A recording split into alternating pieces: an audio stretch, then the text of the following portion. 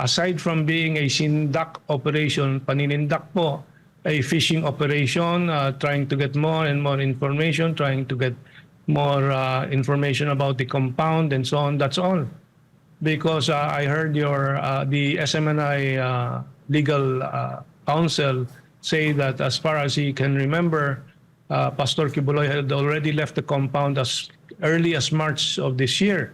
And I think this has been echoed by some other sources. So far, after 10 days with 5,000 men, wala pa silang makita. They None must at be all. searching for something that ano? None at all, sir. Wala talagang resulta. In fact, nagsira-sira na po sila ng gamit doon. Oo. Nothing at all. Nothing at all. So this is not an intelligent move on the part of the police, but it is a show of their stupidity and idiocy.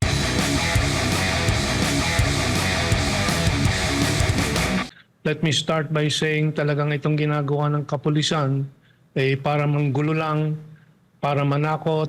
They are trying to create an atmosphere of fear para hindi questionin ang kanilang ginagawa. But what Adma reported, I think, is very good for us, the public that is not there in Davao to see, na sinasadya talaga guluhin ang sitwasyon para yung ibang hindi po medyo handa masindak, matakot. It's a credit. I salute the KOJC members for being very tough and very firm. Thank you very much for your strong stand against this oppression and abuse of power by the police and those behind it. Go ahead, please. Thank you. Thank you, sir. Si Ina po ito. Kasama ko po si partner Almar. Salamat din po sa inyong oras na binabahagi sa mga panahong ito. Sir, I'll get straight to the point. Kasi yung nangyayari po ngayon sa KOJC Religious Compound, it has never happened before po. At ang isa sa tinuturo nga dito ay ang kumukumpas talaga ay ang sabwatan po ng US at ng Marcos regime.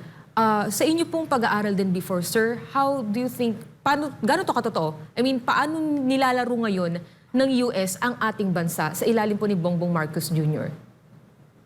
Well, napakalinaw po ang kamay ng Amerikano po dito sa mga nangyayari, at yung mga estilo na fascism, yung pananakot using terror, ito po ay ginagawa nila sa napakaraming bansa na meron silang mga galamay po sa loob na napapagalaw po nila. And of course, itong si Bongbong Marcos na for many years ating pinakinggan dahil po yung kanyang sinasabi at narinig natin sa bunganga po niya, consistent also with what President Duterte previously has been advocating, saying. That's why he got the support of the Dutertes for the last election. Pero biglang nung Pebrerong nakaraan, 2023, pumihit po siya, and that is the mystery question po sa lahat. Bakit siya biglang nag-iba?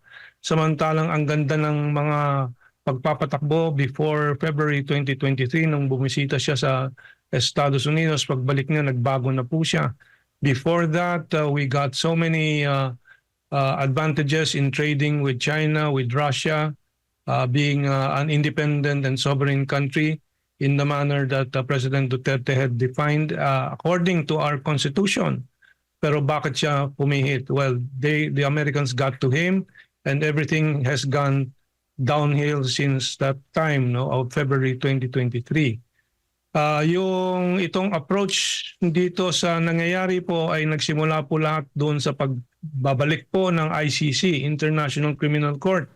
Yung talagang pinakaunang senyales na binuksan na naman ni Bongbong Marcos at ng mga alagad po niya sa loob ng gobyerno niya ang pinto para sa pagbabalik ng Amerikano. So the ICC was used to start harassing President Duterte because of his independent foreign policy at ngayon po ay ginagamit sa pagharas po kay Pastor Kibuloy na isang strong supporter and strong pillar, sandigan po ng Duterte family, and ginagamit na rin po labang kay Sara Duterte. So this is a strategic move by the Americans using their local proxies to suppress any sign of independent thinking in the country sa pamamagitan ng unang-una pananakot po sa ibang mga maaaring nasisindak po dito. But thank goodness there's SMNI, there's you, Ina, and Almar to help the public understand and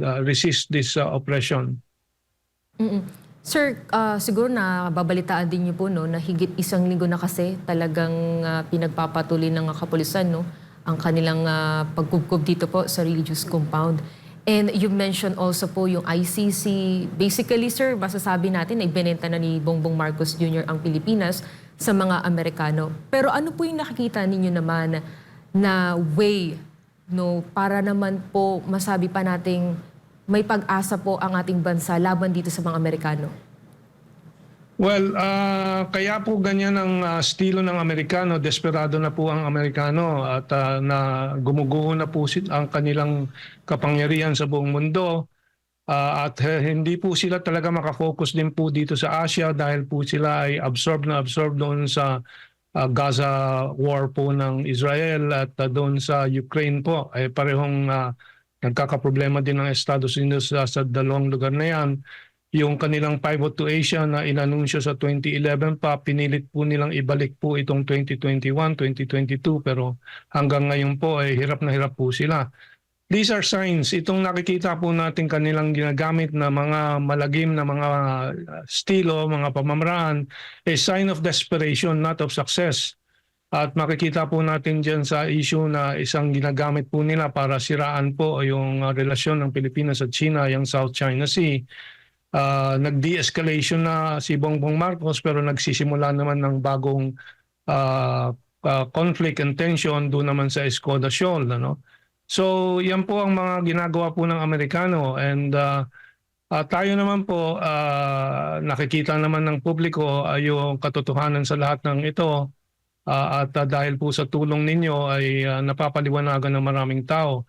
Yung kanilang mga kasinungalingan tulad po ng mga sinungaling po ng kapulisan dyan sa Davao po ay hindi po nakakalusot at the vast majority of the public understand what is going on, that all these are lies and they are trying to distort the reality.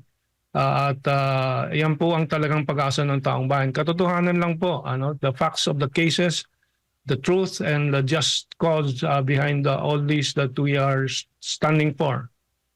Sir, alam namin itong issue dito sa KOJC, alam po namin na ginagawa lang po itong panakip-butas ng Marcos Jr. administration para pagtakpan po yung mga pangunahing issue na dapat tutukan ng gobyerno. Base po sa monitoring po ninyo, sir, kumusta po yung doon sa, kasi ang siguro, correct me if I'm wrong, sir, kung doon sa Escoda Shoal, may parang issue din doon na kamakailan lang? Well, yung sa Escoda Shoal or Sabina Shoal, the international term for it, no, sila ay ang Philippine Coast Guard, kasabot po ang Amerikano ay nag-attempt na sumusubok po na magtirik ng isang barko, yung Teresa Magbanwa, parang yung BRP Sierra Madre doon sa Ayungin Shoal. Kunwari po, papatrolya, research, pero tumigil po at nag-angkla ng ilang buwan na po, Kaya po sa tingin ng China, ito ay a violation na ng teritoryo nila which they claim. But at the same time, it is also a violation of the Declaration of Conduct between ASEAN and China signed in 2002. So maraming issues po dyan. But the point is, matapos po mag-anunsyo ng de-escalation, nagkaroon ng 9th bilateral mechanism consultation ng China at Pilipinas, nagkaayusan na po doon sa Ayungin Shoal, ay gumawa naman po ng isang dahilan dito naman sa Escoda Shoal. Ngayon po ay nagpapalitan ng aligasyon ng banggaan po, but actually I've been viewing the videos of both sides. The crucial observation you must make is where is the boat coming from? Kung sa kaliwa or port side, yun ang violation po ng International Convention on Collision Regulation. So gumagawa na naman po ng bagong dahilan para magkaroon ng tensyon diyan sa South China Sea. Nung naayos na po sana ni Bersamin nung kanyang inanunsyo na magpupulong nga ang Pilipinas at China at nagkaroon ng kasunduan na status quo muna doon sa BRP Sierra Madre sa Ayungin, at nagkaroon naman ng katahimikan doon. Bigla na lang sumulpot na naman dito sa Escodacion. That's the situation there.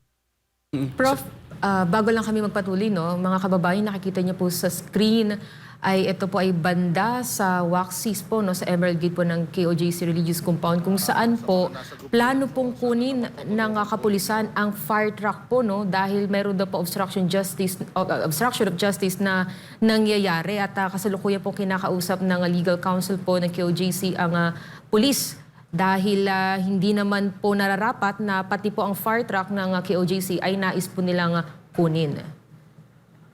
Ayan, mamaya po alamin pa natin ang ibang detalye. Okay, Sir Herman, yung ano masasabi mo Yes. dito sa walang malinaw na foreign policy ang Marcos Jr.? Well, I think hindi sa walang malinaw. I think naging malinaw na po na nagpapaalipin na po ulit ang Pilipinas sa pamamagitan nitong gobyernong ito sa Estados Unidos at yung mga gustong gawin ng Estados Unidos dito sa Asia Pacific. Ang isang halimbawa po niyan ay yung Afghan refugees, let's call them, no, na matagal na pong tinututulan ng maraming sektor sa Pilipinas yung pagpasok po nito at bibigyan daw ng pansamandaliang pagtitira po dito habang pinoproseso daw para sa Estados Unidos. Ito yung mga empleyado po ng American operations in Afghanistan for 20 years. Ano? So ang loyalty po ng mga ito ay para sa American government. At hindi po natin alam kung ano pang ibang mga magiging gawain po nitong mga ito habang sila ay nandito. Meron pang mga pupuslit at mag-i-integrate sa fabric of Philippine society to become operatives of the Americans dito. May mga bali-balita na ang marami dito ay ipapasok sa EDCA US bases po para sila ang magmando ng mga functions yan sa mga base militar na yan. Well, there are many questions but you can see instantaneously kahit na ino-oppose ni Amy Marcos ito, si Bongbong Marcos, inaprubahan po ito. So this is an example kung paano talagang sobrang hawak na po ng Amerikano itong si BBM at ang kanyang gobyerno. Prof, going back dito, no, sa nangyari sa religious compound po ng KOJC, kasi yun nga, 10 days na po ngayon at lantaran, no, yung kanilang paglabag sa batas. Wala na po silang kinikilala kasi kahit po ang court po naglabas na po ng temporary protection order. At ang nung unang araw po, no, nung August 24, nagkaroon po ng may namataan po na presensya nga ng isang pulis o mga pulis na may suot po na US patch o US insignia po na palatandaan po na talagang may kinalaman ang US. At kanina rin po, no, nireport ni partner Admar na meron pong US aircraft. Kung di tayo nagkakamali, kung maaaring mapakita rin to. Pero sir, can you explain more on po, bakit hellbent, no, ang Marcos administration na mismong religious leader po si pastor at yung compound po, kasi isa po sa nakikitang angulo, sir, ay hindi lang si pastor, kundi yung mismo pong property po ng KOJC. Ano po yung nakikita nyo dito? Anong area, gaano po ka-strategic ito para po talaga pilitin ng Estados Unidos na makuha po itong compound po dito po sa Davao City? Well, there are 2 or 3 points that you have raised. So, number 1 po, yung mga kapulisan po na may tag na American flag po, and yan po ay aking inoobserbahan at ilang araw na po ako naghihintay na may denial from anybody that they are American elements within the ranks of our police deployed dyan sa KOJC compound. Pero wala pong denial. Walang denial from the US Embassy, walang denial from the PNP, walang denial from anywhere. So I think it can be accepted as a fact now that these are really confirmed American elements in our police ranks. I cannot say they're American police or we don't know. Or they might be American military. So yan po ay isang importanteng ulat po galing sa mga pictures po na nakita po natin sa social media. My only interpretation here is the Americans are trying to show their force in this instance. Pinapakita po nila na ganyang kalakas kami dito sa administrasyon ni Bongbong Marcos, kaya huwag kayong pumalag sa amin. Yan po ang nakikita kong mensahe dyan. Diyan sa ibang yung mga ibang tanong mo, can you repeat one of them? Isa po kasi sa sinasabing dahilan po, Prof, no, sir, itong mismong lugar po ng religious compound po ng Yes, KOJC, yeah.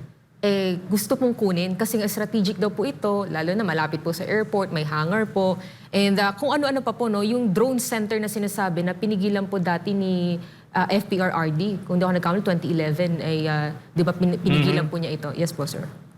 Yes, from what I understand about the geography of the compound and the nearby areas po ay nasa plateau po ang big part of the KOGC facilities, and the plateau could be very strategic in radar positioning, in drone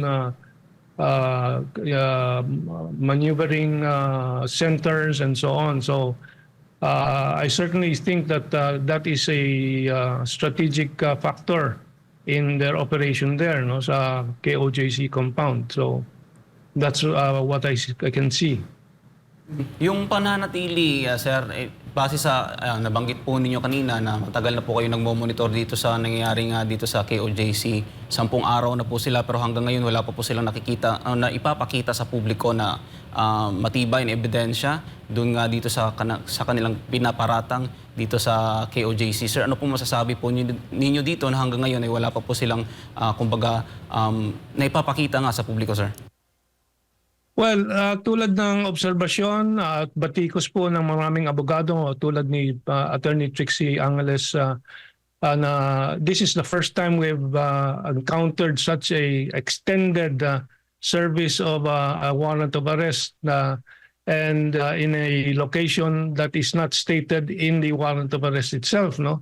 Pasig ang location na sinasabi po diyan. So this is a blatant violation of the law. This is a blatant show of force and abuse of force.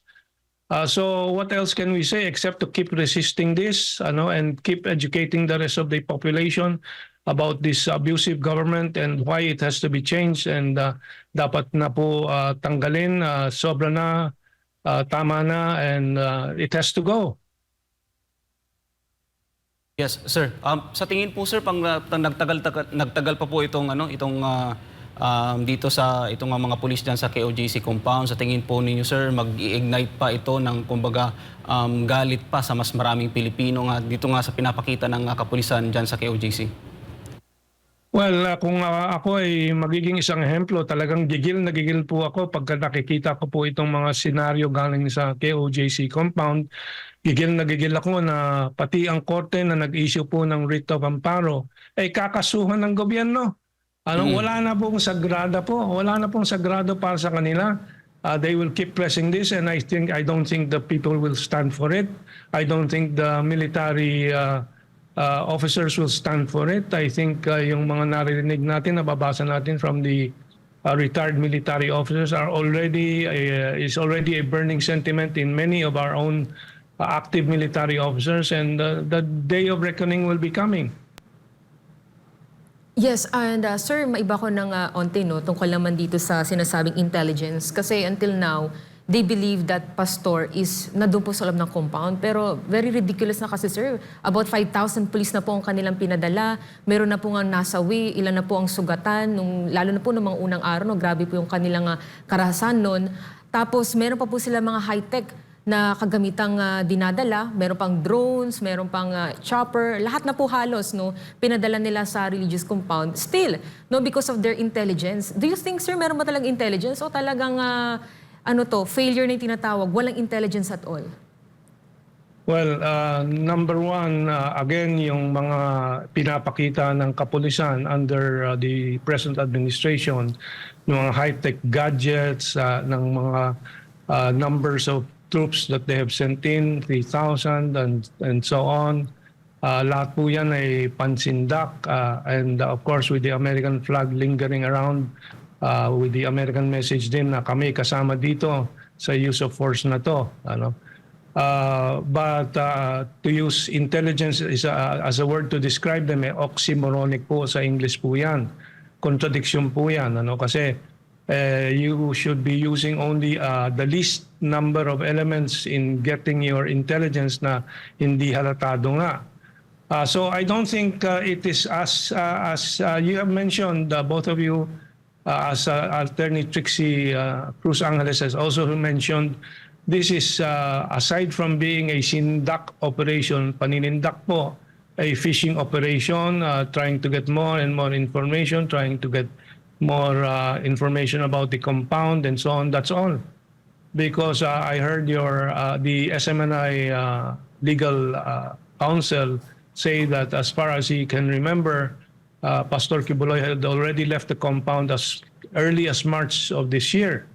And I think this has been echoed by some other sources. So far, after 10 days with 5,000 men, wala pa silang makita. They None must at be all. searching for something that ano? None at all, sir. Wala talagang resulta. In fact, nagsira-sira na po sila Nothing ng at gamit all. doon. Oo. Nothing at all, nothing at all. So this is not an intelligent move on the part of the police, but it is a show of their stupidity and idiocy. Sir, libo-libo yung mga pulis na nandyan sa KOJC compound. Tapos ngayon, meron tayong mga kinakaharap na mga issues like tumataas ang krimen. Tapos ngayon, meron pong sama ng panahon na yung ibang parts po dito sa Metro Manila ilubog na po sa tubig baha na kung saan kinakailangan po ng augmentation or puwersa para po tumulong dito nga sa ating mga kababayan nga nalubog sa tubig baha. Ano po masasabi po ninyo na lahat po ng, kumbaga, hindi lang kapulisan, kundi lahat ng resources po ng ating pamahalaan ay nakatutok na ngayon dyan sa Davao City?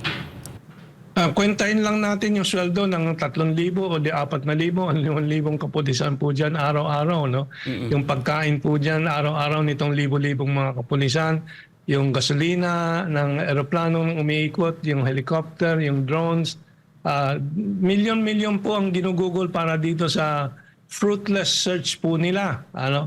But in front of me on my screen sa computer ko po, nag-review po ako ng record ng kapulisan.